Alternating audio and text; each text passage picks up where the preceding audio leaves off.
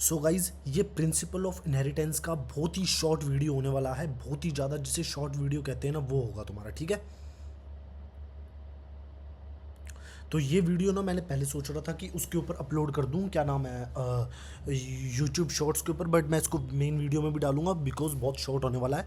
तो ये one liner है सब कुछ, बट बहुत फास्ट होगा, इसको समझाते हुए चलूंगा मैं। ठीक है, तो चलो मैं आपको बताता हूँ कि अपन कहाँ से समझेंगे, वहाँ से मैं आप ये एक हाइप बनाऊंगा। ठीक है, देखो हीमोफीलिया जो है ना, sex linked recessive, in line के अंदर ना गाइज इतने सारे कॉन्सेप्ट छुपे हुए हैं जिसकी कोई हद नहीं है। ठीक है ना, अब ध्यान से सुनते हुए चलना, सब क्लियर करूंगा। Haemophilia sex linked recessive, carrier mom to son. अब ये फादर टू सन भी आ सकता है, मेरी बात समझने की कोशिश करना, ये फादर टू सन भी आ सकता है, बट हीमोफीलिया जो है वो सेक्स लिंक्ड रिसेसिव होता है। मतलब दोनों दोनों पेरेंट्स से आएगा, क्योंकि रिसेसिव है। रिसेसिव तब दिखता है जब दोनों पेरेंट्स से आएगा, ये चीज़ आपको पता है ना। तो ठीक है, अब कैरियर मॉम्स टू सन्स के ऊपर, मॉम जो मदर होती है उन सन्स के ऊपर जाता है, वो गर्ल्स के ऊपर नहीं जाएगा। बिकॉज इसका एक रीज़न है, इसका रीज़न जब अपन क्रॉस करते हैं ना, जब भी सेक्स को, जैसे कि एक्स, मान लो एक्स एक्स मोम है और एक्स वाई फादर है, एक्स वाई फादर है और एक्स वाई मोम है, तो अगर फादर के, अगर एक्स के ऊपर ये हीमोफीलिया है, एच उसके ऊपर लिखा हुआ है, तो कोई दिक्कत नहीं है। बट ये कोई दिक्कत नहीं है। और मोम के ऊपर लिखा हुआ है एक, अगर एक लिखा हुआ है तो वो कैरियर है, कैरियर मोम तो है। ठीक है ना, फिर उसके बाद क्या होगा कि जैसे ही उसका अपन क्रॉस करवाएंगे, तो अपन जब एक्स वाई देखेंगे ना, तो एक्स वाई, वाई क्या होता है, साइलेंट होता है इसके अंदर। तो लड़कों के ऊपर एक्स है तो एक्स तो जाएगा ही जाएगा 100%, एक्स तो 100% जाएगा। अगर मोम पूरी, अगर वो हुई, क्या कहते हैं, अगर पूरी मोम, क्या कहते हैं, अगर पूरी मॉम जिसे कहते हैं, अगर माँ जो होती है वो पूरी ही कैरियर ना हुई, पूरी ही अगर हीमोफीलिया हुई, तो 100% उसके सन्स क्या होंगे, वो हो जाएंगे हीमोफीलिया वाले। बट अगर एक हुई तो कुछ परसेंटेज निकलेंगे उसमें से, तो वो थोड़ा कैलकुलेशन वाला सीन है इसमें। ठीक है, तो अब इसको आगे चलते हैं। तो sickle cell mutation, sickle cell mutation मैंने आप सबको अच्छे से बता दिया हुआ है। सिकल सेल म्यूटेशन मैंने आप सबको अच्छे से बता रखा है कि सिकल सेल म्यूटेशन में बेटा 6 जेन पॉज, मतलब एक जो अपना ये समझो, या आप हेलिक होता है ना, क्या कहते हैं उसको, एक स्ट्रक्चर होता है डीएनए का, उसके बीच बीच में आप देखोगे ना, तो आपको क्या मिलेगा, एक वो मिलेगा, उसके बीच बीच में आपको डीएनए के वो मिलेंगे। तो ये म्यूटेशन होती है ना, म्यूटेशन वाले एग्जांपल्स हैं ये। तो उसमें सिकल सेल म्यूटेशन है, तो उसमें सिक्स्थ वाले पर आप जाओगे ना, सिक्स्थ वाले पे जो GUE या ऐसे कुछ और ए, तो यहाँ पर आपको दिखेगा ग्लूटामिक एसिड वैलेनाइन, ग्लूटामिक एसिड वैलाइन दिखेगा आपको। ठीक है ना, ग्लूटामिक एसिड बेटा चैन 6 पोजेस ग्लूटामिक एसिड वैलाइन। ठीक है ना, आपको ये सब दिखेगा। तो फिर उसके बाद आते हैं अपन PKU, इसको फिनाइलेनाइन बोलते हैं, फिनाइलेनाइन एंजाइम फेल। अब यहाँ पर फिनाइलेनाइन एंजाइम फेल होता है तो क्यों होता है, मुझे ये बताओ। ये एक म्यूटेशन की वजह से होता है। ठीक है ना, बॉडी एंजाइम बनाना बंद कर देती है, बॉडी एक एंजाइम बनाती है, वो डीएनए कोडिंग की मदद से बनाती है ना, जो न्यूक्लियस के अंदर डीएनए होता है, उसकी कोड, उसके अंदर जो वो होती है, सारे डीएनए के कोड्स होते हैं, तो उसके अंदर ही वो कोड्स क्या एक दो बार बिगड़ जाते हैं, वो एक दो इधर उधर हो जाता है, एक दो म्यूटेशन आ जाती है, तो उसमें क्या है, ये फिर अपना क्या है, फिनेलाइन एंजाइम जो होता है ना, फिनेलाइन एंजाइम हाइड्रोलेस और कुछ एंजाइम होता है जो बनाना बंद करती है। फिनेलाइन क्या होता है, हमारे फूड के अंदर होता है, जो अगर अपन खाएंगे उस फूड को, तो क्या हो जाएगा बताओ गाइस। उस फूड के अंदर क्या फिनेलानाइन है, वो पचेगा नहीं। जब अगर वो एंजाइम ही नहीं बना, फिनेलेनाइन एंजाइम ही नहीं बना, तो वो क्या है, पचेगा ही नहीं। अब ये तो पचेगा नहीं, तो फिनेलेनाइन और टायरोसाइन में कन्वर्ट नहीं हो पाएगा, तो वो ब्लॉक्ड हो जाएगा। मेरी बात समझने की कोशिश कर रहे हो, तो वो ब्लॉक्ड हो जाएगा। ठीक है, अब देखो, मैं देखो गाइज, मैं आपके सामने इस वीडियो को रोकूंगा नहीं, इसमें सब चीज़ कवर करते जाऊंगा। देखो ये इतना है, इसमें थोड़ा सा है डिस्टेंस वगैरह, थोड़ा सा अनअवॉइड हो रहा है, ये बैड मोल है, बस एक दो चीज़ें थोड़ी सी आउट हो रही हैं, तो उस चीज़ के लिए है। ठीक है, एंड उस चीज़ वो इतना मत समझना आप सब लोग। तो ठीक है, अब इस चीज़ को मैं आपको बताता हूँ कि क्या सीन है क्या नहीं। ठीक है, अब आगे चलते हैं। मतलब अपन कहाँ पर थे, यहाँ पर फिनेलानाइन ट्राइसिलिन ब्रोच आए, ठीक है ना। अब ये मैंने आपको समझा दिया कि ये जब ये इसमें वो होगा ही नहीं, जब कन्वर्ट ही नहीं होगा तो फिनेलानाइन क्या होगा, एक्यूमुलेट होगा, एक्यूमुलेट होकर क्या जाएगा, माइंड में चला जाएगा और इकट्ठा हो जाएगा। एक्यूमुलेट कहाँ पर होगा, माइंड में, क्योंकि वो कन्वर्ट नहीं हो रहा ट्रायोसिन में, ट्रायोसाइन में। तो ये चक्कर पड़ जाता है और ये चक्कर इतना गंदे होते हैं ना गाइज, फिर बंदे को पागल कर देता है। अब ये chromatin non disjunction is equal to aneuploidy gains and loss, gains and loss. अब ये क्या चीज़ है, ये क्या चीज़ है, अब एक बार इसको पूछते हैं, ठीक है ना। अपन एआई से भी हेल्प लेंगे, इससे पूछते हैं अपन कि chromatin non disjunction is equal to aneuploidy gains और लॉस, गेस और लॉस, गेन्स और लॉस। तो इसको एक्सप्लेन कर, like I am a 5 year old boy. Imagine your body is like a big Oh, instruction book. listen. Explain me in Hindi plus English, which is used in Delhi urban area.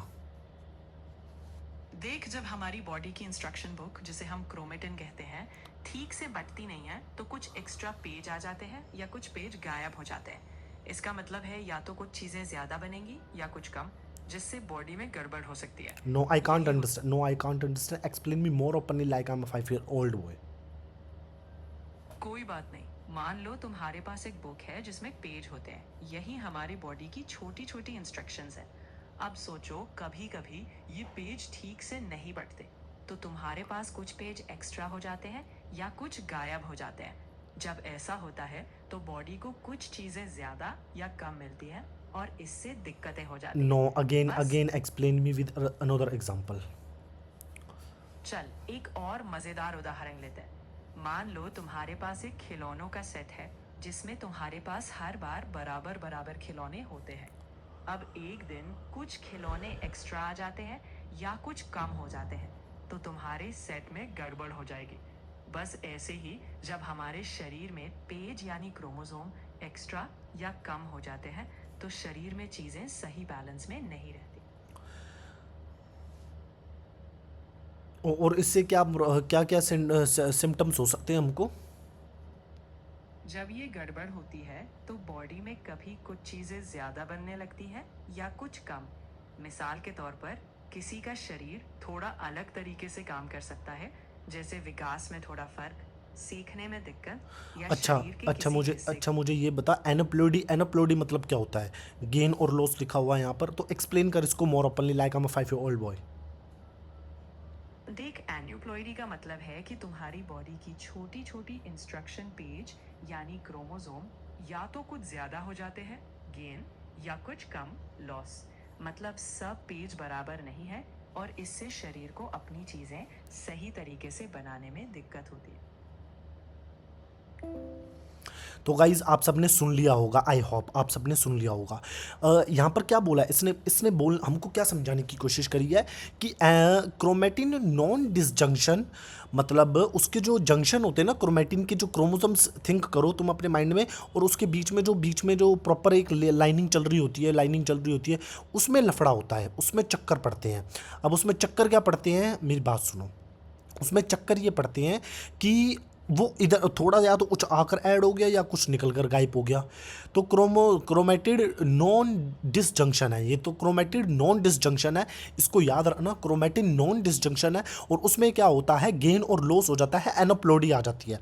अब एनोप्लोडी क्या चीज़ है, एनोप्लोडी क्या चीज़ है, एनोप्लोडी मतलब एनोप्लोडी मतलब वही, जो अगर कुछ पेजेस इधर हो गए, कुछ पेजेस लॉस हो गए, कुछ गेन हो गए या फिर कुछ लॉस हो गए, ठीक है ना, एनोप्लोडी उसको कहते हैं, एनोप्लोडी, ठीक है ना। अब देखो एक्स्ट्रा क्रोमोसोम सेट, क्या लिखा हुआ है यहाँ पर, एक्स्ट्रा क्रोमोसोम सेट, यानी कि पॉलीपोलाइडी, मतलब एक्स्ट्रा क्रोमोसोम पॉलीपोलाइडी। तो एक्स्ट्रा क्रोमोसोम सेट, अब ये एक्स्ट्रा क्रोमोसोम सेट क्या है, ये पॉलीपोलाइडी क्या है, ये अब इसको भी अपन एक्सप्लेन करते हैं सब चीज़, ठीक है।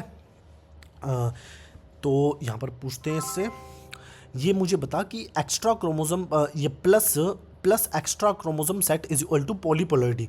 अब ये मतलब यहाँ पर extra chromosome set is equal to polyploidy मतलब क्या, एक्सप्लेन कर, like I am a 5 year old boy, more openly, like I am a 5 year old boy. चल, एकदम आसान तरीके से समझते हैं। सोचो तुम्हारे पास एक खिलौना सेट है जिसमें हर बार एक एक खिलौने के ग्रुप होते हैं। अब सोचो, अगर पूरा का पूरा एक एक्स्ट्रा सेट खिलौनों का आ जाए, यानी एक ही चीज के 2 या 3 पूरे सेट, यही पॉलीप्लॉइडी है। मतलब क्रोमोसोम का पूरा एक्स्ट्रा सेट आ गया, जैसे तुम्हारे पास एक ही खिलौनों का 2-3 सेट हो गए। मतलब इसका मतलब क्या है, समझ में नहीं आया। मतलब इसमें डिफरेंशिएशन क्या है फिर, एनेप्लॉइडी और पॉलीप्लॉइडी में फिर डिफरेंशिएशन क्या है? बिल्कुल। एन्यूप्लॉइडी में सिर्फ एक या कुछ क्रोमोसोम कम या ज्यादा हो जाते हैं, जैसे एक या दो पेज कम या ज्यादा। लेकिन पॉलीप्लॉइडी में पूरा का पूरा क्रोमोसोम सेट एक्स्ट्रा होता है, यानी एक ही पूरी बुक की कॉपी एक्स्ट्रा। तो एक छोटे बदलाव वाला है और दूसरा पूरा एक्स्ट्रा सेट वाला। इससे क्या सिम्टम्स आ जाते हैं? सिम्टम्स इस पर डिपेंड करते हैं कि कौन सा एक्स्ट्रा या कम क्रोमोसोम है। कभी विकास में फर्क दिख सकता है, कभी सीखने में मुश्किल, या बॉडी का कुछ हिस्सा अलग तरीके से काम कर सकता है। सब कुछ उस बदलाव पर निर्भर करता है। और ये Down syndrome is equal to trisomy 21 extra copy, मतलब इसका मतलब क्या, एक्सप्लेन कर, like I am a 5 year old boy. बिल्कुल आसान है। हमारे पास क्रोमोसोम के जोड़े होते हैं, हर एक जोड़ी में 2 कॉपी। अब डाउन सिंड्रोम में 21वें नंबर वाले क्रोमोसोम की 2 की जगह 3 कॉपी हो जाती है। बस उसी एक्स्ट्रा कॉपी की वजह से डाउन सिंड्रोम होता है। और इससे सिम्टम्स क्या आते हैं? डाउन सिंड्रोम में अक्सर चेहरे के फीचर्स थोड़े अलग लगते हैं, सीखने में थोड़ा ज़्यादा समय लग सकता है, और हेल्थ में भी कुछ चीज़ें अलग हो सकती है। लेकिन प्यार और सपोर्ट से ये बच्चे बहुत कुछ सीखते हैं। गाइज मैंने आप सबके सामने तीन जो होते हैं ना, तीन, ये 36, 37, 38, इनको अच्छे से एक्सप्लेन करवाया है। अब ये देखो, मैंने आपको क्या बताया, क्रोमेटिन नॉन जंक्शन, एनोप्लॉइडी गेन और लॉस। मतलब एनोप्लॉइडी मतलब एक दो चीज़ का, सिर्फ एक दो चीज़ क्रोमोसोम से हिली डुली है तो दिक्कत तो आ गई है। क्रोमेटिड नॉन डिसजंक्शन, ये एक म्यूटेशन टाइप है। बट यहाँ पर ये देखो, एक्स्ट्रा क्रोमोसोम सेट, पॉलीप्लॉइडी, पूरा पॉलीप्लॉइडी एक एक्स्ट्रा क्रोमोसोम सेट ये प्लस हो जाता है, जैसे कि डाउन सिंड्रोम के अंदर आपको देखने को मिला ट्राइसोमी। डाउन सिंड्रोम के अंदर यहाँ पर आपको पॉलीप्लॉइडी मतलब पॉली मतलब बहुत सारे, यहाँ पर आपको देखने को क्या मिला, डाउन सिंड्रोम के अंदर ट्राइसोमी 21 नंबर ऑफ क्रोमोसोम्स जो होता है ना हमारा, उसके ऊपर एक 3 क्रोमोसोम का सेट आ जाता है, उसके ऊपर एक 3 क्रोमोसोम्स का सेट आ जाता है, ठीक है ना। इस चीज़ को याद रखना। अब देखो 47 मेल, अब देखो 47 XXY मेल, और ये हो गया एक तो, और ये X 45 XO फीमेल, ये हो गया टर्नर सिम्टम्स। अब इनको भी एक्सप्लेन करता हूँ मैं आपको अच्छे से।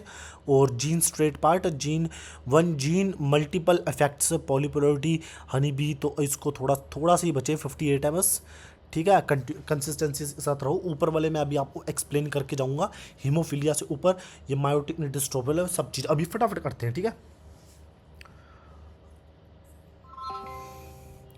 तो ये मुझे बता कि अब देख 47 और ये XXY मेल वाले जो हैं is equal to Klinefelter syndromes. तो ये 47 XXY मेल, ये क्लाइनफेल्टर्स सिंड्रोम क्या चीज़ है, एक्सप्लेन कर, like I am 5 year old boy. देखो लड़कों की देखो, आमतौर पर लड़कों के पास 2 क्रोमोसोम होते हैं, एक X और एक Y।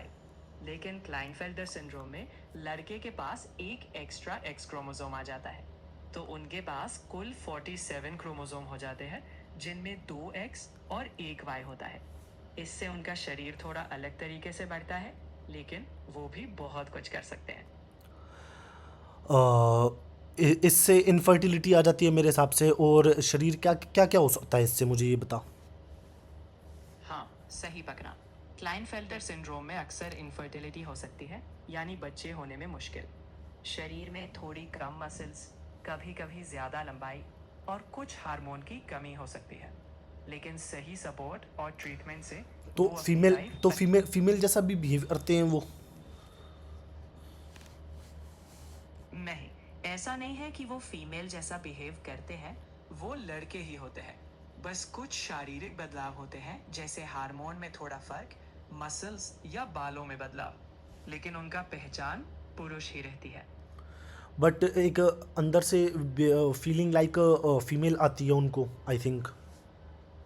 कुछ लड़कों में क्लाइनफेल्टर सिंड्रोम की वजह से थोड़ी अलग फीलिंग्स या पहचान को लेकर सवाल उठ सकते हैं, लेकिन ऐसा हर किसी के साथ नहीं होता। चलो हर ठीक है, इंसान अब की अभी मुझे ये बताओ 45 and XO female is equal to Turner's syndrome. अब ये क्या चीज़ है, एक्सप्लेन कर। Like I am 5 year old boy. सोचो, लड़कियों के पास 2 एक्स क्रोमोसोम होते हैं। अब टर्नर सिंड्रोम में एक एक्स क्रोमोसोम कम हो जाता है, यानी लड़की के पास सिर्फ एक एक्स होता है, तो कुल 45 क्रोमोसोम। इससे वो थोड़ी छोटी हाइट की हो सकती है और कुछ हेल्थ चैलेंज भी आ सकते हैं। ठीक है, और 3+ genes 1 trait is equal to polygenic traits, example skin colour. What's the meaning of that, explain like I am 5 year old boy. देख, जब कोई एक चीज जैसे स्किन का रंग सिर्फ एक नहीं बल्कि बहुत सारी जीन्स मिलकर तय करती हैं, तो उसे हम पॉलीजेनिक कहते हैं। मतलब एक ही रंग को तय करने में 3 या उससे ज्यादा जीन्स मिलकर काम कर रही होती है। One gene multiple effect is equal to pleiotropy. बिल्कुल, जब एक ही जीन कई अलग अलग चीजों पर असर डालती है, जैसे एक जीन तुम्हारी आंखों का रंग भी और बालों की बनावट भी तय कर दे, तो उसे हम प्लियोट्रॉप, यानी एक जीन कई असर। गाइज आप सबको मैंने अच्छे से सुनवाया, अब मेरी बात सुनो। आपको अगर कहीं को नहीं समझ में आया हो तो, क्योंकि अब मैं आपको बताता हूँ। देखो, ये एक्स्ट्रा क्रोमोसोम्स पॉलीपोलरिटी बता दिया आपको, डाउन सिंड्रोम बता दिया था मैंने। 47XXY mail Klinefelter syndromes. ये क्लाइनफेल्टर्स एक सिंड्रोम है।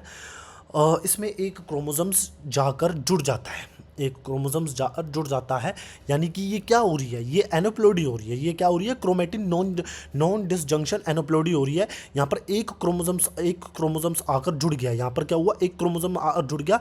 क्नाइलफेल्टर सिंड्रोम, इसको बोलते हैं क्नाइलफेल्टर सिंड्रोम्स। इसको क्या बोलते हैं, क्नाइलफेल्टर सिंड्रोम्स। इसमें क्या आता है, इनफर्टिलिटी आ जाती है, male behave like a female. मैंने इसको कंफर्मेशन के लिए, ये थोड़ा छोटा एआई है जिससे मैं अभी टॉक करता हूँ, तो इसमें अगर पावरफुल अपन किसी या इसी बुक में चेक करेंगे तो अपन इसी जगह से अच्छे से पता करेंगे, तो गूगल सर्च के साथ तो अपन को पता चलेगा आराम से कि इसमें हाँ इनफर्टिलिटी तो आती है, साथ में फीमेल लाइक बिहेवियर भी आ जाते हैं और वो भी हो जाता है। और फीमेल के अंदर देखो, ये XO, अगर ये एक एक्स काम हो जाए, दोनों फीमेल मेल अंदर XY होता है, दो फीमेल अंदर XX होता है, तो यहाँ पर एक एक्स गायब होगा गाइज। यहाँ पर अगर सिर्फ एक एक्स गायब हो जाता है तो चक्कर ये हो जाता है कि ठीक है भाई, एक एक्स गायब हो गया, कोई दिक्कत नहीं है, टर्नर सिंड्रोम्स आ जाता है। मेरी बात समझ रहे हो, टर्नर सिंड्रोम्स आ जाता है। यहाँ पर टर्नर सिंड्रोम्स होते हैं ना, तो उसको टर्नर सिंड्रोम्स बोलते हैं, जो जिसके अंदर एक एक्स गायब हो गया। टर्नर मतलब टर्नर सिंड्रोम्स, लड़की की हाइट छोटी रह जाएगी, ये हो जाएगा। तो इस चीज़ को याद रखना, ठीक है ना। अब ये क्नाइलफेल्टर सिंड्रोम जो है, ये आपको मैंने बता दिया।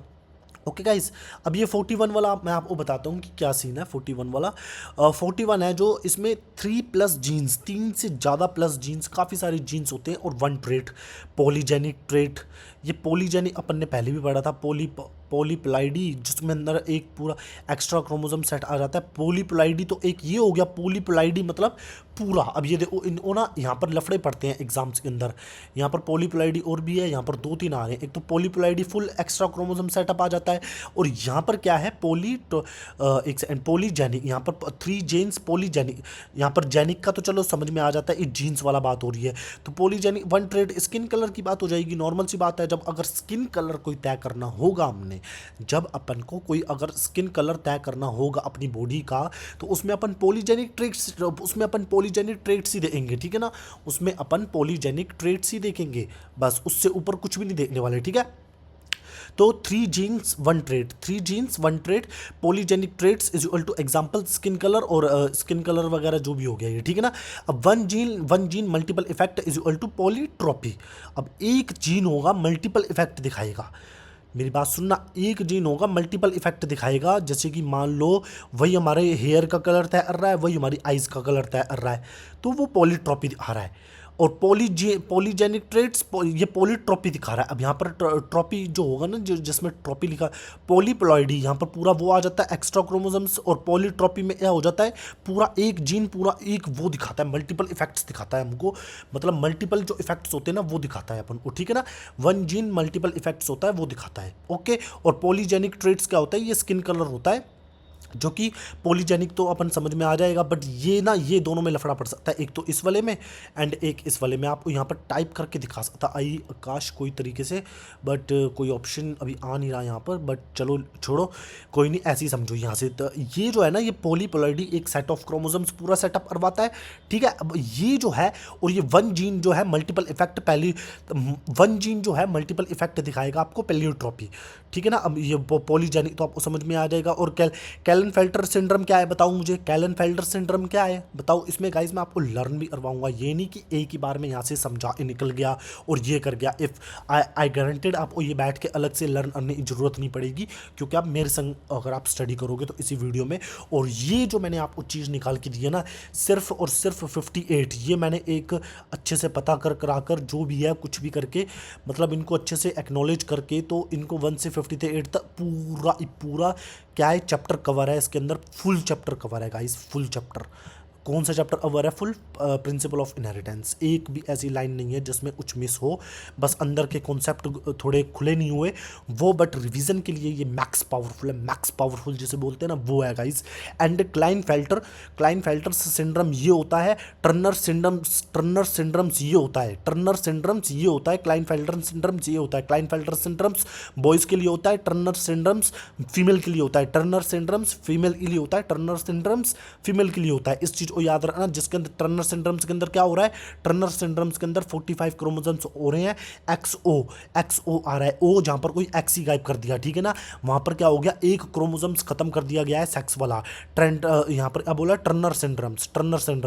और दूसरी चीज़ क्या बोलने की कोशिश करी है, क्लाइन फेल्टर सिंड्रोम्स, जहाँ पर क्या है, एक एक्स क्रोमोसोम्स यानी कि एनोप्लोडी गेन हो चुका है, यहाँ पर एनोप्लोडी लॉस हो चुका है, यहाँ पर एनोप्लोडी लॉस हो चुका है, यहाँ पर एनोप्लोडी गेन हो चुका है। एनोप्लोडी गेन होने की वजह से क्या हुआ है, क्लाइन फेल्टर सिंड्रोम्स बॉयज़ के अंदर आता है, क्लाइन फेल्टर सिंड्रोम्स बॉयज़ के अंदर आता है, एनोप्लोडी गेन होने की वजह से। और एनोप्लोडी लॉस होने की वजह से क्या होता है, टर्नर सिंड्रोम्स, एनोप्लोडी लॉस होने की वजह से क्या होता है, एनाप्लोडी लॉस होने की वजह से टर्नर सिंड्रोम्स आ जाते हैं, एनाप्लोडी लॉस होने की वजह से टर्नर सिंड्रोम्स आ जाते हैं, ठीक है ना। अब इस चीज़ को याद रखना। और 3 जीन्स 1 ट्रेट, 3 जीन्स, अगर 3 जीन्स हैं तो 1 ट्रेट आ रहा है, तो ये सीधा सा सवाल है इसका पॉली। अब इसमें कौन सा आएगा बताओ, इसका क्या आएगा, पॉली, बताओ बिना देखे बताओ, पॉलीजेनिक आएगा, नहीं आएगा, पॉलीजेनिक ट्रेट आएगा। और पॉलीप्लोइडी किस में आएगा, पॉलीप्लोइडी आएगा एक्स्ट्रा क्रोमोसोम सेट होगा। और पॉलीजेनिक एक 3 से 4 जाने जीन्स मिलकर, 3 4 5 जीन्स मिलकर एक स्किन का कलर तय कर रहे हैं, वो आएगा, ठीक है ना। और उसके बाद क्या आएगा अपना, क्या कहते हैं उसको, एक्स्ट्रा क्रोमोसोम्स, पॉलीप्लोइडी, और फिर पॉलीट्रॉपी किसके लिए आएगा, एक जीन मल्टीपल इफेक्ट्स दिखा रहा है, हेयर्स के भी, नेल्स के भी और आइज के भी, तो वो क्या हो जाएगा, प्लायोट्रॉपी, वो क्या हो जाएगा, प्लायोट्रॉपी, ठीक है ना। अब इन चीज़ को मैंने आपको लर्न करवाने की काफ़ी अच्छी कोशिश करी है with conceptual based. Okay guys, अब अपन चलते हैं honey bee sex detection. Honey bee का सेक्स डिटेक्शन कैसे होता है, हैप्लोडिप्लॉइड होता है। अब देखो हैप्लोडिप्लॉइड ऐसे होता है, फीमेल डिप्लॉइड है 32 और मेल हैप्लॉइड है। अब इसमें क्या होता है, फीमेल जो होती है वो डिप्लॉइड होती है। हनी बी का सेक्स डिटेक्शन करना है आपको, मेल हमेशा हैप्लॉइड मिलेगा 16 क्रोमोसोम्स के साथ। हनी बी हमेशा मेल आपको मिलेगा 16 क्रोमोसोम्स के साथ मिलेगा। और हनी बी जो सेक्स डिटेक्शन हैप्लॉइड होता है वो फीमेल आपको मिलेगी, फीमेल डिप्लॉइड मिलेगी 32 क्रोमोसोम्स के साथ, 32 क्रोमोसोम्स के साथ आपको फीमेल मिलेगी, आराम से मिलेगी, ठीक है ना। अब हैप्लॉइड डिप्लॉइड ये होता है ये। अब कलर ब्लाइंडलेस कैसे आती है, कहीं देखा होगा आपने, सेक्स लिंक्ड रिसेसिव, ये भी रिसेसिव है। अगर दोनों पेरेंट्स से मिला है, अगर वो कैरियर हैं, सिर्फ कैरियर है, ठीक है ना, तो कलर ब्लाइंडलेस एक्स क्रोमोसोम्स की वजह से आ जाएगी। इसको भी क्लियर भी कर लेते हैं अपन, कोई दिक्कत नहीं है, ठीक है। Colour blindness is equal to sex linked recessive bracket start X chromosomes bracket close. इसका मतलब क्या एक्सप्लेन कर, like I am 5 year old boy. यहाँ पर एक्स क्रोमोसोम्स क्या बताना चाह रहा है, सब चीज़ एक्सप्लेन कर, like I am 5 year old boy. देख, हमारे पास एक्स क्रोमोसोम एक तरह से इंस्ट्रक्शन पेज है जो हमें मम्मी से मिलता है। अब अगर कोई सेक्स लिंक्ड रिसेसिव चीज है तो वो इसी एक्स पेज पर छुपी होती है। लड़कों के पास एक एक्स और एक वाई होता है। अगर एक्स वाला पेज खराब इंस्ट्रक्शन दे रहा हो तो वो बीमारी आ जाती है। लड़कियों में 2 एक्स होते हैं, तो अगर एक खराब हो दूसरा संभाल लेता है। गाइस बहुत ही अच्छे से क्लियर हो चुका है, ठीक है ना। अब अगर आपको क्लियर नहीं हुआ मैं बताता हूँ। फीमेल के अंदर 2 एक्स होते हैं, मेल के अंदर 2 XY होते हैं। मेरी बात सुनो, फीमेल के अंदर 2 एक्स होते हैं, मेल के अंदर 2 XY होते हैं। सिंपल सा कॉन्सेप्ट है। अगर मेल का एक्स खराब है ना, अगर मेल का क्या खराब है, मेल का क्या खराब है, एक्स खराब है, तो चक्कर क्या पड़ेगा। अब सुनो मेरी बात, ये मेल के अंदर नहीं मिलेगी आपको ये कलर ब्लाइंडनेस की प्रॉब्लम ज़्यादातर, क्योंकि जब मेल बनता है ना, तो क्योंकि ये कलर ब्लाइंडनेस की प्रॉब्लम हमेशा एक्स के ऊपर बैठी होती है। यहाँ पर लिख के भेजा, colour blindness sex linked recessive x, x के ऊपर बैठी होती है। अब क्योंकि ये लड़कियों के अंदर इसलिए दिखेगी, बहुत रेयर केस होगा अगर लड़कों के अंदर दिखे। जैसे कि मान लो एक्स रिसेसिव है, हाँ तो रिसेसिव है तो बहुत मुश्किल है, रेयर है, अगर मिल जाए तो मिल जाए। पहले लड़कियों के ऊपर कैसे मिलेगी, देखो XY और XY और XX इन दोनों को यहाँ पर ले आओ, यहाँ पर X है, यहाँ पर XY है, इन दोनों को ले आओ, XX मिलेंगे। और ये X सिंड्रोम्स खराब वाला था, कलर ब्लाइंडनेस वाला था, ये वाला भी X वाला जो मदर से मिला है वो भी खराब था। दोनों XX और दोनों रिसेसिव हो गए, दोनों एक जगह हो गए, तो चक्कर पड़ गया। यहाँ पर कलर ब्लाइंडनेस आ गई, किसको आई है, लड़की को आई है। यहाँ से Y आया है और यहाँ से X आया है। अब ये क्या है, ये वाला जो X है ये कलर चाहिए गंदा है, ये X क्रोमोसोम्स कलर ब्लाइंडनेस वाला आया है। बट Y जो क्या है, यहाँ पर Y आ गया। अब यहाँ पर क्या है, Y क्या है, डोमिनेंट रहेगा। इन माई ओपिनियन Y डोमिनेंट रहेगा, क्योंकि वो X तो रिसेसिव वाला है, तो सिंगल वाला अपना आ नहीं पाएगा। रिसेसिव है क्योंकि, तो वो कलर ब्लाइंडनेस की शो ही नहीं कर पाएगा, ठीक है ना। अब आपको कितने अच्छे से क्लियर कर रहा हूँ मैं, देखो हर चीज़, ठीक है। अब देखो अल्फा थैलेसीमिया, अब ये क्या है, alpha thalassemia autosomal recessive chromosome 16। अब ये देखो कितने कॉन्सेप्ट डेप्थ में है ना।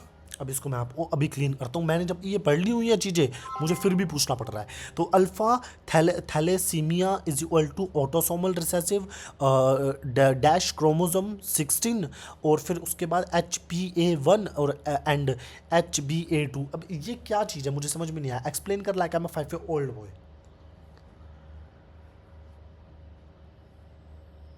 चलो बहुत आसान तरीके से, हमारी बॉडी में खून बनाने के लिए कुछ इंस्ट्रक्शन पेज होते हैं।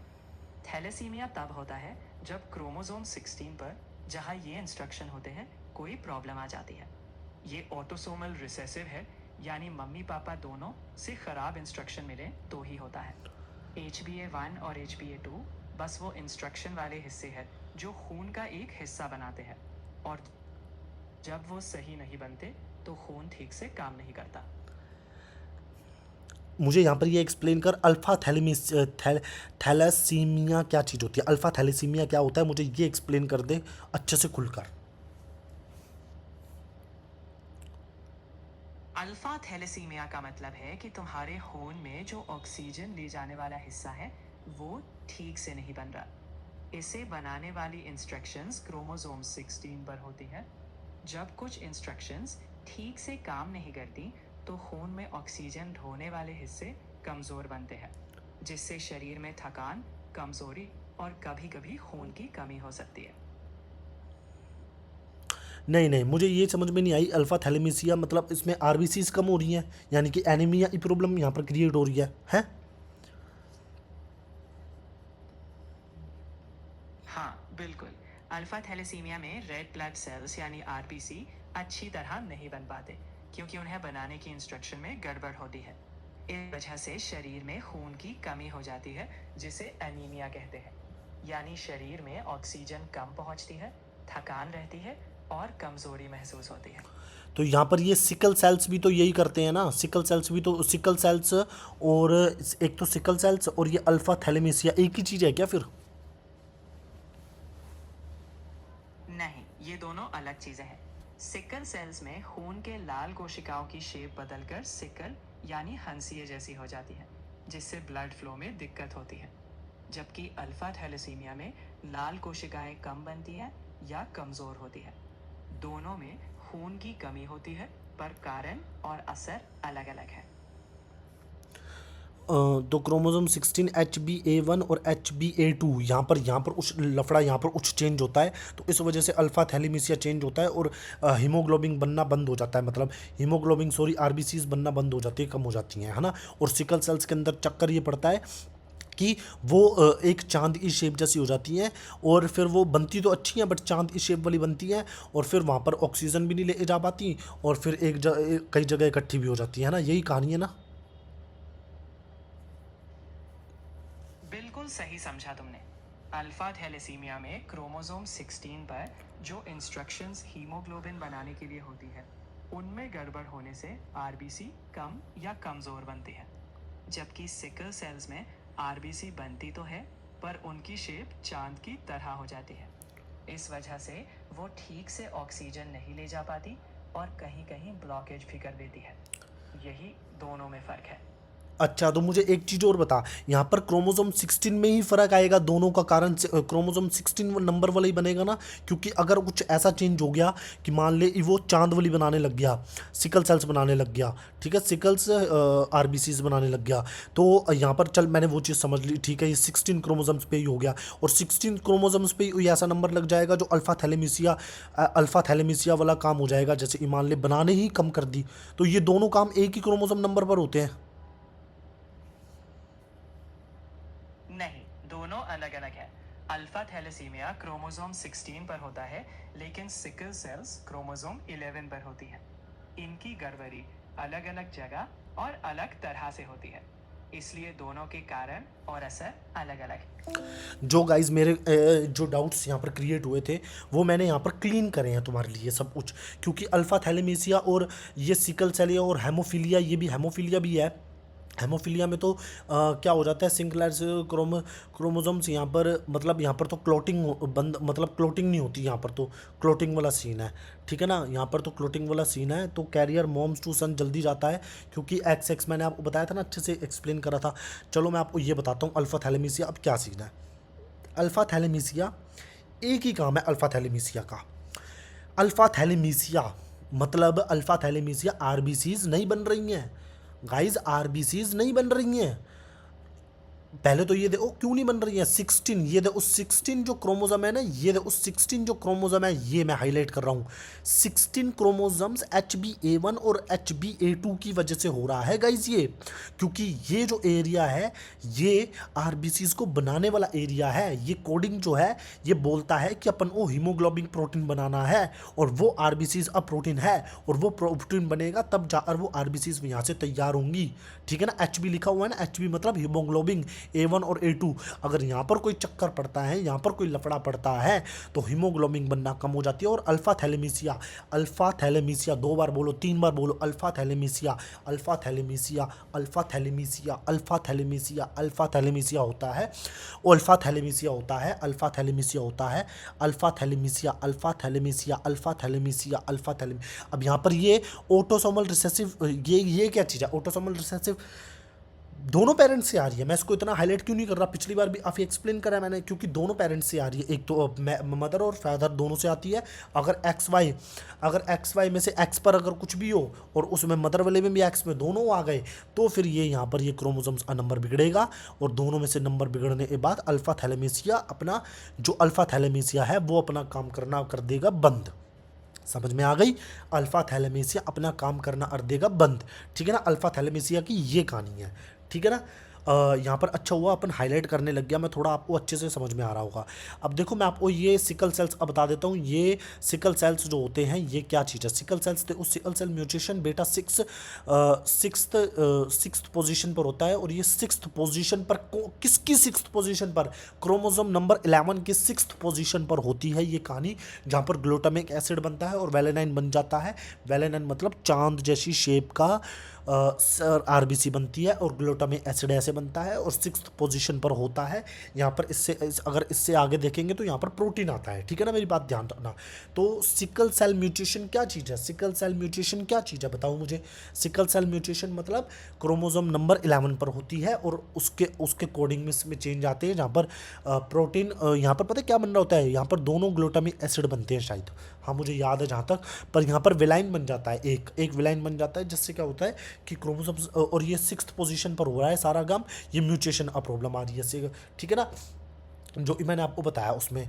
और अब अपन आगे चलते हैं, काफ़ी टाइम लग रहा है, ज़्यादा टाइम भी नहीं वेस्ट करना।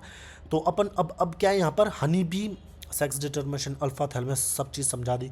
अब ये क्या है, मेंडल एक्सपेरिमेंट। अब देखो मेंडल एक्सपेरिमेंट क्या है, 7 ईयर 1856 से 1863 तक चला था। ये तो बिल्कुल इजी है, आप सबको पता है ना। मेंडल, ये तो पहले वाले में भी लिखा हुआ है यार, एक मिनट में आपको आता हूँ। ये तो पहले वाले में ही लिखा हुआ है, inheritance George 7th year experiment, बस वो डे नहीं लिखा हुआ, डे नहीं लिखा हुआ, हाँ डे नहीं लिखा हुआ, ठीक है ना। तो डे नहीं लिखा हुआ, कोई दिक्कत नहीं है, डे नहीं लिखा हुआ। तो अब ये मतलब टाइम नहीं लिखा हुआ, सॉरी, डे से मतलब ये है मेरा, ये डेट नहीं लिखी हुई। तो 1856 से स्टार्ट हो रहा था और 1863 तक। और आपको कुछ चीज़ें मैं यहाँ पर एक चीज़ और बताता हूँ, यहाँ पर इंटरलेट करता हूँ। 1900 मेंटल रीडिस्कवर्ड हुआ था 1900 तक। तो 1900 तक तो उसकी कोई औकात ही नहीं मानी गई थी। मेंडल जो होता है ना, मेंडल की कोई औकात नहीं मानी थी कि मेंडल तू कौन है, तू तो गलत चीज़ें बता रहा है। ये सब चीज़ें वहाँ लोग सच में बोलते थे गाइज कि ये मैथमेटिकल पहले कहाँ से घुसा दी इस बंदे ने मैथमेटिकल कहाँ से घुसा दी इसके अंदर। मेरी बात सुनना, मैं नॉर्मल लैंग्वेज में बात करूँगा, सिंपल वे में, ठीक है ना। और क्या क्या बोला था उन्होंने, और भी कई चीज़ें बोली थी। मतलब उन्होंने जो एक्सेप्ट नहीं करी थी, एक तो उन्होंने बोला था एलील हमेशा एक ही रहते हैं, कभी चेंज नहीं होते, तो एलील चेंज होते हैं। अपन ने कई जगह देखा था एलील चेंज होते हैं। तो ये चीज़ें हैं मेन चीज़। और एक दो चीज़ और थी मिस है, तो आपको अगले वीडियो में देखने को मिल जाएगी, टेंशन मत लो। ये मेरे संग वीडियोस कंटिन्यूस देखना, जिससे कि आपको अच्छे से समझ में आएंगी सब चीज़ें, ठीक है ना। अब देखो, true breeding varieties is equal to true breeding, अब ये याद रखना वर्ड, 7 ईयर चला था। अब true breeding varieties 14 to 7 pair, मतलब ये क्या है, ट्रू ब्रीडिंग वेराइटीज़। अब ये ट्रू ब्रीडिंग वेराइटीज़ किसने ली थी, 7 पेयर से। ये शायद मेंडल की ही बात हो रही है, इसको थोड़ा ओपन करते हैं। Law of segregation, no blinding, हाँ देखो गाइज, मैं जो बोल रहा था ना वो सारे पॉइंट यहाँ पर आ गए। No blinding alleles, law of segregation, मतलब लॉ ऑफ सेग्रीगेशन का मना कर दिया था। कोई भी एलील्स ब्लाइंड नहीं होता जब वो होता है। मेंडल ने बोला था नहीं होता, बल्कि जब वो होता है। अब एबीओ ब्लड जीन, 3 एलील और 6 जीनोटाइप। अब ये सब चीज़ें ना एक बार मुझे एक्सप्लेन करनी पड़ेंगी, अच्छे से डिकोड और आपको सुनानी पड़ेंगी, ठीक है ना। अब इसको ऑन करते हैं अपन, पावरफुल चीज़ अपनी, इसमें अपन करते हैं। ये मुझे मेंडल ने एक्सपेरिमेंट करा था 7 ईयर तक। इसमें true breeding varieties is equal to 14 और 7 पेयर्स थे। तो ये क्या चीज़ है, एक्सप्लेन कर like I am 5 year old boy. सोचो कि मेंडल अंकल ने पौधों को समझने के लिए एक गेम खेला। उन्होंने ऐसे पौधे चुने जो हर बार एक जैसी चीजें आगे बढ़ाएं। अब उन्होंने 7 तरह के अलग अलग गुण चुने, जैसे लंबा या छोटा पौधा। हर गुण के 2 वर्जन थे, यानी कुल 7 जोड़ियां। उन्होंने इन 14 तरह की ट्रू ब्रीडिंग किस्मों से देखा कि अगली पीढ़ी में कौन सा गुण कैसे आगे जाता। गाइज उन्होंने क्या देखा, ये देखो यहाँ पर, ये देखो इसको हाईलाइट कर रहा हूँ। उन्होंने क्या देखा, उन्होंने ट्रू ब्रीडिंग वेराइटीज़ में, मतलब ये देखा, मतलब जो ब्रीडिंग वेराइटीज़ होती है ना, अलग अलग 14 टाइप की 7 पेयर वेराइटीज़ देखी। जो 7 पेयर थी, मान लो एक प्लांट है तो एक प्लांट लंबा है तो एक छोटा है, उसका एक pair.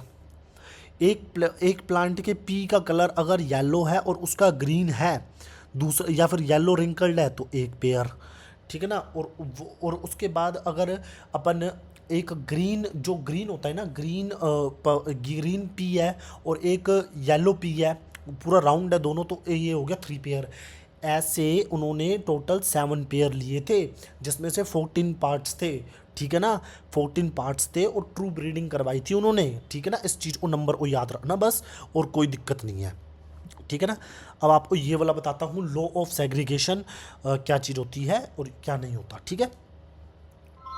Law of segregation is equal to no blinding of alleles, मतलब यहाँ पर कोई एलील्स ब्लाइंडिंग नहीं होते, ये उसने बोला था मेंडल ने। And ABO blood gene is equal to 3 allele and 6 genotype. अब ये चीज़ क्या है, एक्सप्लेन कर like I am 5 year old boy. ABO blood gene is equal to 3 alleles और 6 जीनोटाइप। सोचो तुम्हारे पास ब्लड टाइप के लिए 3 तरह की चिट्ठियां हैं, ए, बी और ओ। अब तुम्हारे पास हर बार 2 चिट्ठियां आती हैं। जब इनको जोड़ते हैं तो अलग अलग तरीके बनते हैं, जैसे ए, बी, बी ओ वगैरह। ऐसे मिलकर 6 तरह के कॉम्बिनेशन बन जाते हैं, जिन्हें हम जीनोटाइप कहते हैं। Explain me more easily like I am 5 year old boy. ठीक है, मान लो तुम्हारे पास 3 तरह की रंगीन टॉफियां हैं, एक ए, एक बी और एक ओ। अब तुम्हें हमेशा 2 टॉफियां मिलती है। जब तुम 2-2 टॉफियां जोड़ते हो तो 6 तरह के जोड़े बन सकते हैं। नहीं नहीं नहीं नहीं जैसे नहीं नहीं नहीं, explain me more easily like I am a 5 year old boy. अच्छा, ऐसे समझो। हमारे पास ब्लड टाइप तय करने के लिए 3 तरह की चिट्ठियां हैं, एक ए, एक बी और एक ओ। अब हर इंसान को इनमें से 2 चिट्ठियां मिलती है, जैसे ए और ओ या ए और बी। जब हम इन चिट्ठियों को जोड़ते हैं तो 6 तरीके के जोड़े बन जाते हैं, जो हमारे ब्लड टाइप का राज बताते हैं। गाइज एक्चुअली मैं आपको खुद बताता हूँ कि क्या सीन है। ये जो है ना, ये बहुत डेप्थ वाली गेम है, बहुत ज़्यादा डेप्थ है ये, इसमें थोड़ी ज़्यादा डेप्थ है। मैं आपको बताता हूँ क्यों। इसमें नहीं, इसमें थोड़ी ज़्यादा डेप्थ है। मैं बताता हूँ क्यों है। देखो, एबीओ ब्लड जीन हमारी बॉडी के अंदर होता है। इसमें 3 अलील्स होते हैं, ठीक है भाई, 3 अलील्स होते हैं और 6 जीनोटाइप होते हैं, अलग अलग टाइप के 6 जीनोटाइप होते हैं।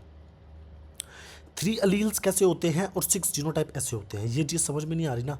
3 अलील्स तो आपने समझ लिया, ए बी ओ 3 अलील्स हो गए, ऊपर इसके जीनोटाइप जो बनते हैं वो 6 बनते हैं। अब वो कैसे बनते हैं, हमारे पास ये आई दिख रहा है आपको, आई मैंने मेरे माइक पे, ये आई जो होता है ना, ये 3 आई होते हैं, एक ये रहा, एक 2 और ये 3, 1 2 3, 3 आई हो गए ना, यहाँ पर 3 आई हो गए। तो इन तीनों आईओ के पास ना सिर्फ 2 के पास गेम आती है। क्या आती है? सिर्फ 2 के पास गेम आती है और किसी के पास गेम नहीं आती। तो इसका मतलब क्या है, तो इन दोनों के पास इन 3 अलील्स में से 2 ही गेम आएगी। तो उसका अपन अगर जीनोटाइप निकालेंगे तो 6 टाइप के जीनोटाइप अलग अलग बन जाएंगे। जैसे कि अब तुम लगा लो, इस आई के पास ए ब्लड ग्रुप ए आ गया 1, ब्लड ग्रुप बी आ गया 2, ब्लड ग्रुप ओ आ गया 3, ठीक है ना। ब्लड ग्रुप ए बी आ गया 4, ब्लड ग्रुप ए बी आ गया 4, ब्लड ग्रुप ए बी आ गया 4 हो गए। अब और सोचो, पॉसिबिलिटीज सोचो क्या क्या हो सकती है। ए बी आ गया 4, अभी 4 हुई हैं, 2 बच रही हैं, 2 बच रही हैं अभी guys. Blood group A B आ गया 4, ब्लड ग्रुप ए बी, अब बी ओ तो हो नहीं सकता, ठीक है ना। अब यहाँ पर मैंने आपको 4 बताई हैं, ऐसे 6 होती हैं, ठीक है ना। तो इस चीज़ को याद रखना, बस इतना ही याद रखना जरूरी है, क्योंकि अपन 1 लाइनर के अंदर है, ठीक है। अब देखो, P star synthesize incomplete dominance, B intermediated size, intermediated size, incomplete dominance. पहले तो यहाँ पर समझ लो ये इनकम्प्लीट डोमिनेंस क्या चीज़ होती है, इसको समझ लो पहले तो अच्छे से, कि इनकम्प्लीट डोमिनेंस का मतलब होता है कि वो जो चीज़ है प्रॉपर तरीके से अपने आप को डोमिनेंट करके दिखा ही नहीं पाई। वो जो चीज़ है अपने आप को प्रॉपर तरीके से डोमिनेंट करके नहीं दिखा पाई, किसी भी हालत में नहीं दिखा पाई गाइस, किसी भी हालत में नहीं दिखा पाई। अब वो कैसे नहीं दिखा पाई, पी स्टार सिंथेसाइजेज हो रहा है, इनकम्प्लीट हो रहा है, बी इंटरमीडिएटेड। अब इसको अपन देख लेंगे, बस इतना याद रखना, पी प्लांट में नहीं होता, ठीक है ना। अब देखो मैं आपको बताता हूँ, P star synthesizes is equal to incomplete dominance, B is equal to intermediated size. इसको एक्सप्लेन कर like I am 5 year old boy. सोचो तुम्हारे पास एक बड़ा खिलौना और एक छोटा खिलौना है। अब अगर दोनों मिलकर एक बीच का साइज वाला खिलौना बन जाए, ना बड़ा ना छोटा, तो यही इनकम्प्लीट डोमिनेंस है। मतलब दोनों चीजें मिलकर बीच का रिजल्ट देती है, जैसे कोई मिक्स्ड कलर। बहुत इजी गाइज, बहुत इजी। यहाँ पर 2 मिल गए हैं, एक बड़ा साइज़ है, यहाँ पर एक छोटा साइज़ है, बिल्कुल छोटा साइज़ है, और एक बिल्कुल बड़ा साइज़ है। दोनों मिक्स करके यहाँ पर डोमिनेंट, इन दोनों एक जीन आए हैं। अब डोमिनेंट कौन सा होता है? डोमिनेंट तो बी वाला होगा ना, ये बी, ये जो बी लिखा हुआ है, ये देखो, ये बी वाला जो डोमिनेंट तो बी वाला होगा ना, ये बी वाला। बट ये डोमिनेंट नहीं रह पाता, ये इंटरमीडिएटेड साइज हो जाता है। ये कहता है मैं इतना डोमिनेंट नहीं आ पा रहा, चल तो मिक्सअप वाला ही बन जाता है, तो प्रॉपर अपनी डोमिनेंस नहीं आ पाता। ये जो पी स्टार्च सिंथेसाइज होता है, जो स्टार्च सिंथेसाइज होता है, उसकी बात हो रही है। जो मटर के दाना होता है ना, उसका जो स्टार्च होता है, उसकी बात हो रही है यहाँ पर, ठीक है ना। अब ड्रोसोफिला मेलेनोजस्टर 2 वीक्स लाइफ साइकिल होती है इसकी। Morgan's fly, okay. अब ये मॉर्गन्स फ्लाई क्यों बोला गया है यहाँ पर आपको पता है? यहाँ पर इसने पकड़ा था एक ये मक्खी को। ये मक्खी को देखो ध्यान से, इस मक्खी को ध्यान से देखो। ये मक्खी को पकड़ा था, किसने पकड़ा था? मॉर्गन्स फ्लाई ने पकड़ा था। इस मक्खी को पकड़ने वाला बंदा कौन था? मॉर्गन्स फ्लाई, जिसका नाम या जिसका साइंटिस्ट का नाम मॉर्गन था, जिस साइंटिस्ट का नाम था मॉर्गन। अब मॉर्गन्स ने क्या करा था भाई? मॉर्गन ने एक काम करा था। मॉर्गन ने एक काम करा था, बहुत ही अच्छे लेवल का काम करा था मॉर्गन ने। इस जो जेनेटिक्स की जो वो होती है ना, उस मेंडल ने तो जियोथोर मेंडल ने क्या करा था? उसने तो सारे जेनेटिक्स वगैरह जो भी चीज़ें थी वो तो निकाल कर दे दी थी कि भाई ये चीज़ है, ये चीज़ है, वो चीज़ है। उसने तो मतलब वो दे दिए थे। अब चक्कर क्या पड़ रहा था यहाँ पर, मैं आपको बताता हूँ। एक है जो मैं आपको दिखाता हूँ चक्कर क्या पड़ रहा था। देखो, डे वर्सेस कॉर्नर और वो take mark, day versus corner और बैटर। मैं आपको, आप सोचोगे यहाँ पर क्यों ले आया मैं आपको? यहाँ पर इस वजह से लेकर आया हूँ क्योंकि ये जो 1900 वाला ईयर है ना, यहाँ तक मेंडल को अपनी वैल्यू नहीं मिली थी। अपनी उसकी मेंडल रीडिस्कवरीज, मतलब उसकी यहाँ पर मतलब यहाँ पर 1856 से, ये 1856 है यहाँ पर, अभी आएगा 1856 से लेकर उसको, ये 1856 से लेकर तो वहाँ तक उसको क्या नहीं मिली थी? अपनी वैल्यू नहीं मिली थी। 1900 तक उसको अपनी वैल्यू नहीं मिली थी। उसको वैल्यू इसलिए नहीं मिली थी क्योंकि उसकी बंदा कोई बातें नहीं मान रहा था। किन की वजह से नहीं मान रहा था? इन बातों की वजह से नहीं मान रहा था जो मैंने आपको अभी बताई थी। Law of segregation, true breeding, और ये उसने प्रॉपर इन नंबर्स वे में चूज़ करा था मैथमेटिकली। इस वजह से 7 पेयर थे और एक बस एक ये थे। यहाँ पर भी नंबर यूज़ में ही चूज़ हो रहा है, देखो, ठीक है ना। तो इस वजह से उसने नहीं माना था। लोगों ने क्या था कि यार ये क्या बीमारी है, ये पता नहीं क्या बीमारी नहीं है। तो इसके थ्रू मैंने आपको बताने की कोशिश करी है। तो 1900 के बाद तो कुछ तो हुआ था ना, जब उसने मानना चालू कर दिया था लोगों ने, मेंडल भाई नहीं, मेंडल के रूल्स हैं, सच में थे जो थे। तो फिर जब इसको औकात मिली थी मेंडल को, इन्होंने दिलवाई थी। ये जो बंदों ने, इन्होंने क्या करा था? इन्होंने उस चीज़ के ऊपर एक बार कुछ अलग अलग टाइप के एक्सपेरिमेंट करे थे। डेवराइज, कॉर्नर्स और वॉन टेस्ट का मारने, आई चीज़ें उन्होंने कहा था यार ये चीज़ें ना मेंडल के रूल से मैच हो रही है सच में। उन्होंने ये डेवराइज, कॉर्नर्स, वो टेस्ट मार्क, इन्होंने बोला था यार कई चीज़ें मैच हो रही हैं, चाहे कुछ भी कर लो, कई चीज़ें मैच हो रही हैं। तो उन्होंने इस चीज़ को एक्सेप्ट करा। तो तब मॉर्गन फ्लाई भी आया था। तो मॉर्गन फ्लाई ने क्या बोला, भाई साहब अपन इस पे सीधा, उसने तो सारे जेनेटिक्स के जितने भी जेनेटिक्स के जितने भी उसके मेंडल के रूल थे ना, जितने भी मेंडल के रूल थे, जो ये मेंडल जितने भी रूल थे, एक्सपेरिमेंट ड्यूरेशन तो छोड़ो, मेंडल जो भी रूल थे ना, ये मेंडल जो भी रूल थे मेंडल ये सारे इसने अप्लाई कर दिए थे इस ड्रोसोफिला के ऊपर। सारी चीज़ अप्लाई करी थी, सारे रूल लगाए थे सारे। और कई चीज़ें ये भी निकली थी, लॉ ऑफ सेग्रीगेशन एलील्स नहीं है, कुछ चीज़ें नहीं मिली थी इनको, बट सारे लगाए थे, ठीक है। तो इसमें क्या होता है कि अब 2 वीक्स लाइफ साइकिल, अब मुझे थोड़ा सा हल्का सा, मैं रोकूंगा नहीं वीडियो, हल्का सा स्टॉपेज ले रहा हूँ क्योंकि बहुत हाई प्लेयर बोल रहा हूँ मैं, ठीक है ना। अब मॉर्गन्स फ्लाई क्या होता है मैं अभी आपको बताता हूँ। और ये वीडियोज़ ना गाइज आपको कंटिन्यू चलवाऊंगा, टेंशन मत लो, ठीक है। अब थोड़ा सा बचा है 58 यार, हम इतनी आगे आ चुके हैं, देखो पता भी नहीं चला। ड्रोसोफिला, अब देखो मैं आपको क्लियर ही कर देता हूँ फटाफट। ड्रोसोफिला के ऊपर 2 वीक लाइफ साइकिल थी, इसलिए उसने ड्रोसोफिला चुना। इसलिए मॉर्गन्स फ्लाई भी बोलते हैं इनको, मॉर्गन्स फ्लाई भी बोलते हैं। ड्रोसोफिला मेलेनोजेस्टर और ड्रोसोफिला भी बोलते हैं, जिसकी लाइफ साइकिल 2 वीक्स की लाइफ साइकिल्स थी। अब देखो यहाँ पर क्या है, फर्स्ट जेनेटिक मैप। अब यहाँ पर फर्स्ट जेनेटिक मैप की बात हो रही है। तो फर्स्ट जेनेटिक मैप क्या है, अब यहाँ पर ये अपन बताऊंगा मैं तुमको। Yellow and white and yellow genes इधर one human skin colour, polygenic फिर से आ गया यहाँ पर। जो 3 जीन ABC एनवायरनमेंट इफेक्टिव भी हो सकता है यहाँ पर, ठीक है। Hacking discovered by x body, now x chromosomes हो गया यहाँ पर। ये आ गया पेडिग्री, तो आपको पता ही है, ठीक है ना। हेमोफीलिया पेडिग्री के बारे में मैंने आपको बता रहा है, और इससे पता कर लेंगे भी क्या सीन है। सिकल सेल्स कोडोन चेंजेस, इसमें सिकल सेल्स, ओहो गाइस, ओहो, ये पहले तो इसको सुनो। ये देखो यहाँ पर जो चीज़ आई है ये सुनो, सिकल सेल्स का कोडोन चेंजेस GAG और GUG, यहाँ पर 3 चीज़ें लिखी होती है, उसमें GAG और GUG बेटा ग्लोबिन जीन है। और वहाँ पर क्या आ जाता है, बेटा ग्लोबिन जीन के साथ साथ एक चीज़ और आती है, थैलेमेसिया वर्सेस सिकल सेल्स। देखो थैलेमेसिया वर्सेस सिकल सेल्स भी आ गया यहाँ पर। एक सेकंड, ये लास्ट वाला यूँ नहीं आ रहा हाथ में, शिट, ये लास्ट वाला आना चाहिए, ये आएगा आप हाथ में। हाँ, अब देखो मैं आपको बताता हूँ कि थैलेमीसिया वर्सेस सिकल सेल्स, जो ये अपन पहले कर चुके हैं। यहाँ पर थैलेमीसिया और सिकल सेल्स, पहले आप बताओ क्या चीज़ है, फिर मैं आपको सिकल सेल्स कोडन चेंज भी अभी अच्छे से बताता हूँ, टेंशन मत लो। पहले ये बताओ थैलासीमिया और वर्सेस सिकल सेल्स क्या चीज़ है, मुझे ये चीज़ एक्सप्लेन करो, अच्छे से एक्सप्लेन करो। इसके बाद वो मोलिकुलर बेसिस ऑफ इनहेरिटेंस अरेंगे बढ़िया तरीके से, टेंशन मत लो।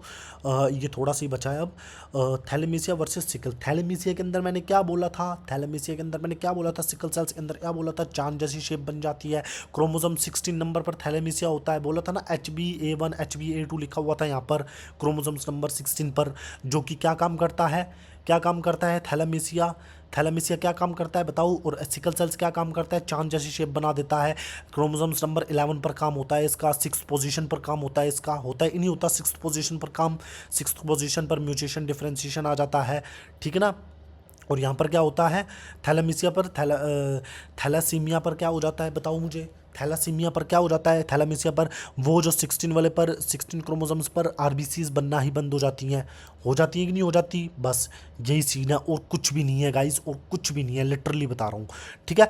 अब यहाँ पर ये क्वांटिटेटिव लैसमोल्स और क्वांटिटेटिव, अभी इसको देखते हैं, पहले तो इसको देखो तुम, ये जो है ना, ये GAG और GUG, यहाँ पर GAG ऊपर लिखा होता है और GUG नीचे लिखा होता है, इस चीज़ को याद रखना।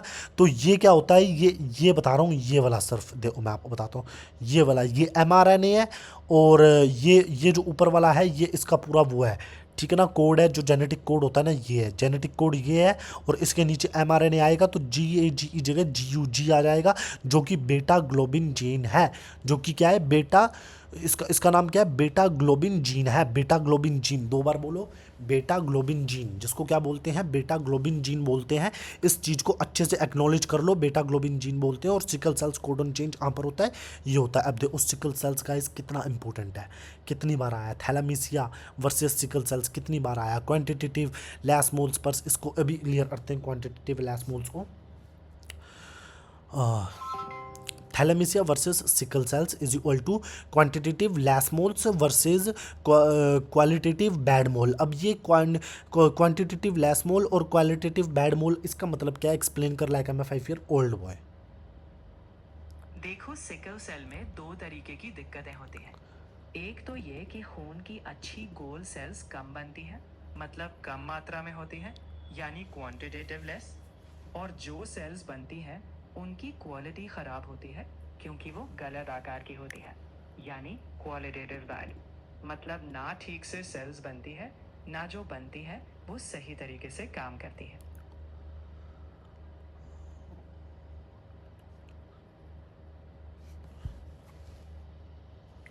गाइस बहुत ही इजी चीज़ थी, बहुत इजी चीज़, जो मैंने आपको अभी समझाई है ना, वही लिखा हुआ है ये, और कुछ भी नहीं है। देखो क्वांटिटेटिव लैसमोल, क्वालिटेटिव बैड मोल, ये बैड मोल लिखा हुआ है बस, ठीक है ना, आगे बैड मोल है। तो ये क्या है गाइस, आपको पता है, क्वांटिटी, थैलेमीसिया के अंदर क्वांटिटी होती है, क्वांटिटी कम बनती है आरबीसीज की, वो उसको उसको मत सुनो अभी, उसका ध्यान मत करना, ये जो अभी मैंने वॉइस से सुना था वो उसका मत ध्यान करना। यहाँ पर जो क्वांटिटेटिव है ना, क्वांटिटेटिव लेस मोल्स है और क्वालिटेटिव बैड मोल्स है, यानी कि बैड मोल्स किसके अंदर बनते हैं, सिकल सेल्स के अंदर बनते हैं, क्वांटिटेटिव किसके अंदर कमी होती है, थैलेमीसिया के अंदर होती है, लेस मोल्स की। बस बहुत ईजी था ये तो, ठीक है ना। अब यहाँ पर क्या है, अपन इस पे थे पहले, तो ये बताओ फर्स्ट जेनेटिक मैप पर, ठीक है ना, अब इनको क्लियर करते हैं, ठीक है। First genetic map is equal to Alfred Sturtevant recombination frequency is equal to distance. अब ये मुझे क्या चीज़ है, एक्सप्लेन कर like I am 5 year old boy. अच्छा, ऐसे समझो, हमारे जीन्स एक लाइन में रखी चीज़ों जैसे होते हैं। अब अगर दो जीन्स दूर दूर हो तो उनके बीच चीज़ें ज़्यादा बार मिक्स होती हैं। जितनी बार वो मिक्स होती है उसी से हम उनकी दूरी का अंदाज़ा लगाते हैं। तो जितनी बार मिले उतनी दूरी, और यही जेनेटिक मैप बन जाता है। फर्स्ट जेनेटिक मैप का मतलब क्या है, एक्सप्लेन कर more openly like I am 5 year old boy, very openly conceptual. देखो, जब साइंटिस्ट ने पहली बार ये समझा कि हमारे जीन्स एक लाइन में होते हैं, तो उन्होंने ये पता लगाया कि जीन के बीच की दूरी कितनी है। उन्होंने देखा कि जितनी बार जीन मिक्स होते हैं उतनी दूरी। इसी तरीके से पहली बार उन्होंने एक नक्शा बनाया जहां जीन कितनी दूर है ये बताया। बस इसे ही पहला जेनेटिक मैप कहा गया। और ये अल्फ्रेड सेट्यूरटेवेंट क्या चीज़ है? जब जीन एक साथ पास पास होते हैं तो वे कम बार अलग अलग होते हैं। जब दो जीन्स के बीच कुछ ऐसा बदलाव होता है देख जिससे देख देख मेरी बात सुन। तू ये चीज़ अच्छे से जानता है कि मुझे ये चीज़ समझ में नहीं आ रही। क्या कंपास क्या है, इसके पीछे की कहानी क्या है, इसकी मेन कहानी क्या है, अंदर depth point point two starting कहानी क्या है इसकी, मुझे ये बता। ये क्या है, पूरा पूरा अच्छे से खोल कर बता, पूरा क्या है, मेन कहानी क्या है। अच्छा, बिल्कुल खुलकर समझते हैं। जब हमारे जीन एक ही क्रोमोसोम पर होते हैं तो वे क्लिंक्ड होते हैं, यानी साथ रहते हैं। अब जब कोशिकाएं बढ़ती हैं तो कभी कभी ये जीन आपस में क्रॉस कर लेते हैं, यानी एक हिस्सा एक दूसरे के साथ बदल लेते हैं। जब ऐसा होता है उसे रिकॉम्बिनेशन इवेंट कहते हैं। जितनी बार ये इवेंट होती है उतनी दूरी हम मैप पर समझते हैं। यानी ये हमें बताता है कि जीन आपस में कितने करीब है और कौन सा जीन कहाँ है। तो ये एक तरीका था समझने का कि जीन के बीच की दूरी कैसे मापी जाए। अच्छा, तो अब मुझे चल ठीक है, मैंने तेरी बात समझ ली। बट बट मुझे ना अभी भी समझ में नहीं आया, अच्छे से अभी भी समझ में नहीं आया, क्योंकि मैं इसको एक्सप्लेन नहीं कर पा रहा। तो इसको सर्च कर पहले तो, ये Alfred Sturtevant first genetic map, Alfred Sturtevant, ये क्या चीज़ है, इसको सर्च कर फिर मुझे बता, हिंदी प्लस इंग्लिश में।